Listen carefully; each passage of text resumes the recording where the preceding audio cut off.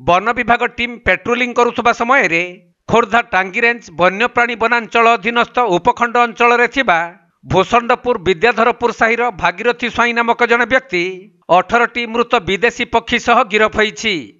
तेबे भूषंडपुर section forester Savita प्रधान एवं अन्य कर्मचारी माने शिकारी भागीरथी को काबू करने सह 18टी विदेशी मृत पक्षी को जबत करिसेंति। सेपटे बजार में चिलिका पक्षी चढ़ा दाम रे बिक्री हेउथबारु शिकारी भागीरथी निरीह पक्षी मानकु खाद्य विष देई शिकार करिथिबा जଣା पड़िछि। तेणु शिकारी भागीरथी नाम रे मामला रुजु करी तांको कोर्ट चालाण करा जाइथिबा बेले तांको सहित अन्य कई शिकारी संपृक्ति अछि कि नहीं ए नै वन विभाग अधिक तदंत करुछि।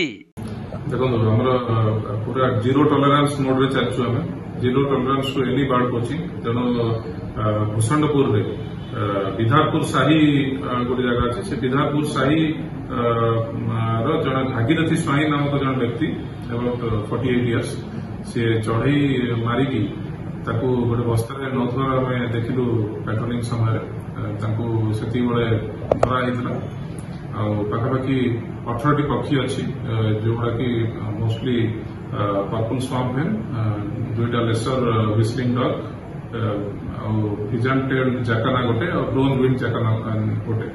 तेणु ये पक्षी गुड़ धरिकी मारिकी विष देकी मारिबार संदेह रोचे मारिकी फॉर कंजम्पशन आउ सेल से व्यवस्था करते बोली जहाँ प्राइमरी सूत्र जना पड़ी।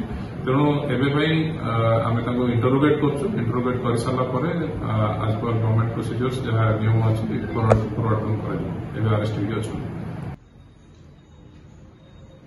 राकेश रही